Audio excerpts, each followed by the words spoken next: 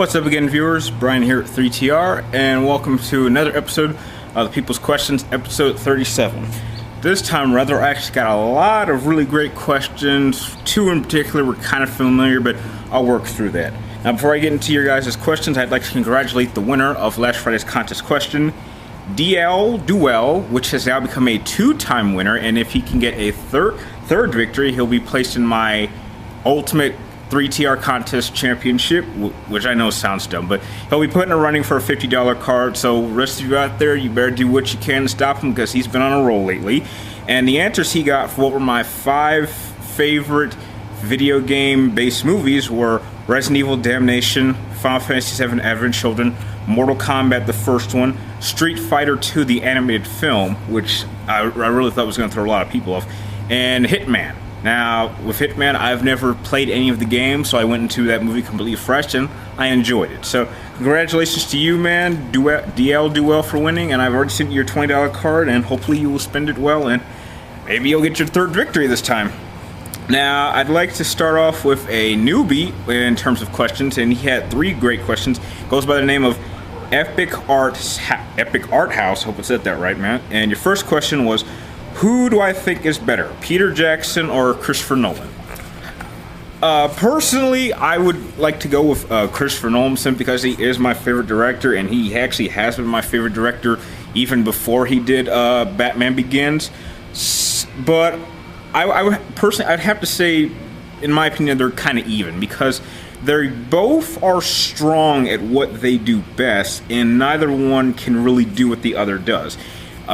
Peter Jackson is much more of an epic scale adventure type director. He definitely knows how to make big movies with massive sets that have hundreds of extras. He knows how to use CG very well, and he knows how to do an adventure. He knows how to make an adventure exciting, thrilling, suspenseful, and that is precisely why Lord of the Rings trilogy has been one of the greatest trilogies we've had of all time in recent decades. Christopher Nolan is a very innovative director, and he's usually the type to make a very smart movie, and a movie that you will want to see again to understand more about the plot or exactly what Christopher Nolan was trying to explain with his particular storytelling. The best example of this would be Inception, which at this point is my favorite movie of all time, and that movie just has so much rich information that it just never gets boring, no matter how many times I see it. So to answer your question, I think they're even, but they're equally strong in their own fields. Your second question was, what is the worst movie I've ever seen? It's a tie between 3 movies. I don't know which one pisses me off more. It's a tie between Street Fighter: The Legend of Chun-Li, The Last Avatar, which I don't know how you screw it up, seeing how the script is already written for you, and the last, Dragon Ball Evolution. That's all I need to say. It's one of those 3 movies. Any one of them will make me flip out, and I hope none of you ask me to do a review for those, because I will be breaking something, because I've never been so pissed off at a movie. Those movies piss me off more than the Twilight movies ever could. And heck, those are comedies to me now. And your third and last question was, what is the worst superhero movie I've ever seen? I go with Catwoman. After Michelle Pfeiffer's performance of Catwoman in Batman Returns, and now seeing Anne Hathaway do it so well in The Dark Knight Rises, how Halle Berry screwed that up, how the people involved in that film screwed it up so well, it is a mystery to me. Yeah, just Catwoman, although I'm not sure if she's considered a hero, but yeah. Next question comes from Cinemania 666, and he actually asked a question that another person asked as well, and I'll try to get around that when I get to there. But your question was, what is the best live-action Resident Evil movie? Yes, in their own form, they're all terrible, but I will say that I actually really enjoyed the first one.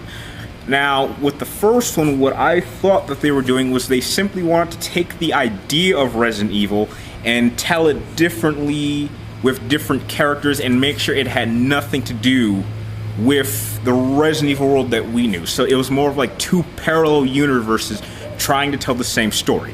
And as long as you kept them separate, as long as you followed the rules, as long as you added the creatures, as long as you made sure it was in a different setting, it worked with me. The mistake they made was that they decided to make it more like the games, and they threw in Raccoon City. They threw in characters and completely changed them to the point where they were unrecognizable. The whole aspect of the Resident Evil films is that everything has to revolve around Alice. There cannot be a story in Paul W.S. Anderson's view without Alice. If you take Alice out, the movie cannot go forward. And Resident Evil has never ever been about just one character. It's about the characters adapting to the situation, not the situation going around the character. That is not how you make any plot in any form of media ever. So in terms of my favorite, it'd be the first one. I think it's still the best one. All the other ones are complete crap.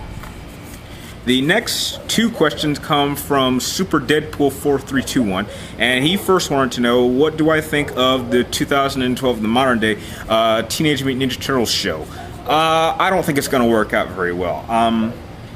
The problem I have with it is that they're trying to revive a franchise that was relevant back in the 80s. It's to the audience, the kid audience today, it's just not for them. They're going to look at like ninja fighting Teenage Mutant Ninja Turtles, and they're gonna think it's stupid, and they're gonna wonder how this ever was popular for us. And the thing about Teenage Mutant Ninja Turtles is that you really cannot understand how amazing it was unless you were there. You just had to be there. It was the right time. It was just the right element, the right storytelling for that time. And sometimes over time it just becomes less and less relevant to the point where this audience is just not going to be interested at all, and it's going to fail. So I don't know, I just don't think it's going to work out in a whole, which leads me to your second question of which I think is better, the 80s or this version. By far the 80s. Although I was born in 90, my sister was really into Teenage Mutant Ninja Turtles. I definitely enjoyed watching the first two films. The animated one that came out recently I thought was okay, but just didn't live up to the Teenage Mutant Ninja Turtles name.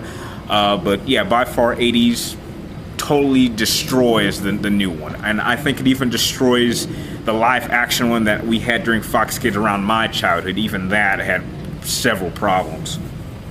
The next question comes from Mike Stylez, and he has one question, and he wants to know what 3 video game franchises deserve a movie. And I was asking him about this, and he wanted to make sure it was like a CGI movie like Resident Evil. In terms of what needs, I believe thinks needs a movie, I definitely would like to see another Final Fantasy based movie. I think Advent Children worked out very well. I wouldn't mind seeing a movie for, like, I don't know, say something like 6 or 8, although it would be, in my opinion, a little bit different because perhaps today's Final Fantasy fans have not played those older games, so they probably don't know what the story is, but that's just a personal one of mine. Another movie which they could do is like maybe do the Call of Duty movies, although in terms of Call of Duty, you really could slap the name Call of Duty in front of any war movie and it would buy. So like you have Call of Duty Saving Private Ryan, or Call of Duty Black Hawk Down, Call of Duty We Are Soldiers, Call of Duty Platoon. So I don't know, that's just a little idea. But one definite one I absolutely believe needs a movie for sure is they need to make a movie for, say, Devil May Cry. Absolutely. The old Devil May Cry, not this new DMMC crap that they're coming out with, because it's absolute garbage.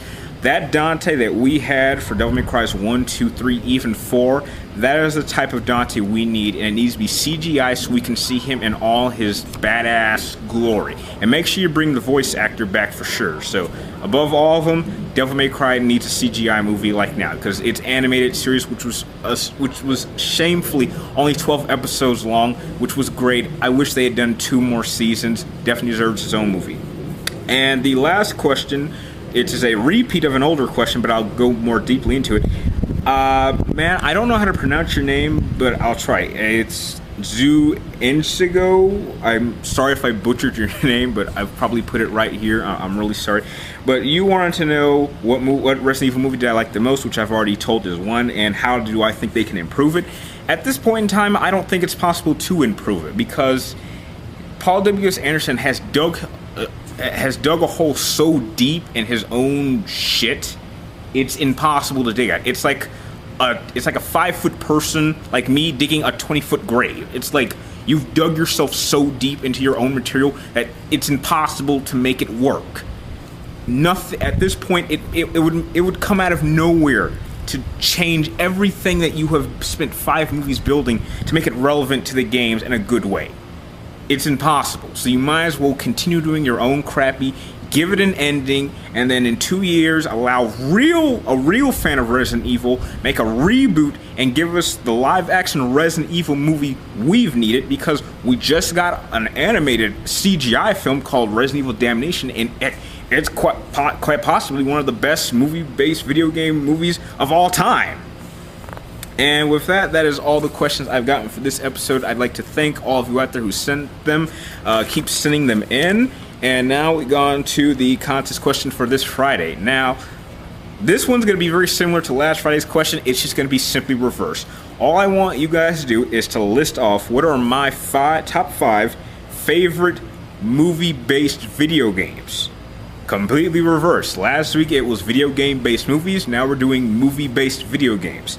Now, like last time, I'm not going to leave any clues out on Friday. If no one wins the contest this Friday, I will post up 5 clues tomorrow in the description, and it's going to be a line said in that particular movie for this game. And if you think you know all the answers, please list them. They don't even need to be in the right order. Just list them down below, and if you win, you'll have your selection of picking out a PlayStation Network card or an Xbox Points card. And if you like this video, please like, comment down below, and subscribe to keep track of me and my future videos. And like always, thank you for watching, and good luck.